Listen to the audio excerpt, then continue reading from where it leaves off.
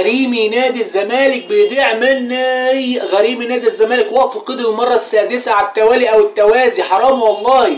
هنقول لكم اخر الفيديو كمان اخبار عن بابلو الصباغ وحمزه عبد الكريم. السلام عليكم ورحمه الله وبركاته، اخوكم هيثم كروي السينمائي، بنحلل كوره وسينما مع بعض. يا جماعه صلوا على النبي محمد صلى الله عليه وسلم فضلا والله وليس امرا. ادعمونا بالاشتراك في القناه ودوسوا على زر الجرس ودوسوا لايك، واليوتيوب كمان بيقول الاشتراك في القناه مجانا مش هيكلفك اي شيء، ولو حبيت والله العظيم الخير لغيرك، الخير هيجيلك. واصحابنا كده اللي هم في التيك توك يشتركوا في قناه اليوتيوب ويتفاعلوا معانا. نادي الزمالك تم وقف قيده المره السادسه على التوازي او التوالي، انا مش عارف اقول المره ال 15 تقريبا، يعني اول 4 مرات بسبب المدرب بتاع نادي الزمالك اسمه جوميز ومعاه 3 مساعدين، كده 4 وقف قيد. وبعدها دخل في القصه اللي هو المدرب بتاع نادي الزمالك السويسري اسمه كريستيان جروس مدرب نادي الزمالك وقف قيد، كده بقى 5. المره دي بقى فرجاني ساسي كان محبوب ومعشوق نادي الزمالك، بيقاضي نادي الزمالك ب 450,000 دولار وليس زرار في المحكمة الدولية، فتم وقف قيد نادي الزمالك بسبب فرجاني ساسي هذه المرة. فبجد يا جماعة شيء محزن جدا، يعني أنا غريمي بيضيع مني، اللي أنا يعني هو قطب الكرة المصرية والند بتاعه، يعني مش ند بس، يعني أنا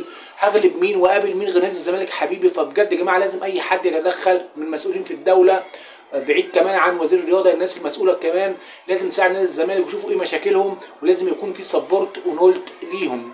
الخبر اللي بعده يا جماعه بخصوص ناشئ النادي الاهلي اسمه حمزه عبد الكريم. هذا اللاعب عنده 17 سنه، طبعا لعب مع منتخب الشباب منتخب مصر.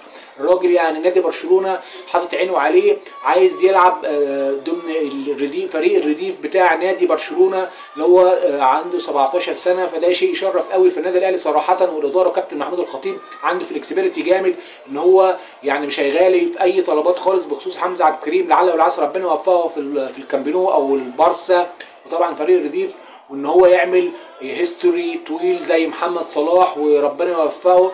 الخبر اللي بعده يا شباب بخصوص بابلو الصباغ. انا كلمتكم قبل كده على اللاعب السوري بابلو الصباغ اللي بيلعب في منتخب سوريا ومامته فلسطينيه، كان بيلعب في الدوري الاكوادوري وبيلعب اعاره على طول دايما في الدوري اللي هو الكوري. فطبعا النادي الكوري رفض ان هو يروح النادي الاهلي الا اما يسيب للنادي 3 مليون يورو. النادي الكوري عايز 3 مليون يورو، وكمان بابلو الصباغ عايز في ايده 1.5 مليون يورو. فطبعا المبلغ كبير جدا، يعني داخل يعتبر في 5 مليون يورو، فطبعا دي خارج يعني قدرات النادي الاهلي. فواضح ان النادي الاهلي ركن الملف بتاعه على جنب، وان شاء الله الصفقه بتاعه ابراهيم ديباتيه زي ما احنا قلنا عليها ان شاء الله بتتم خلاص في الفينش بتاعها. ودوسوا لايك وادعمونا.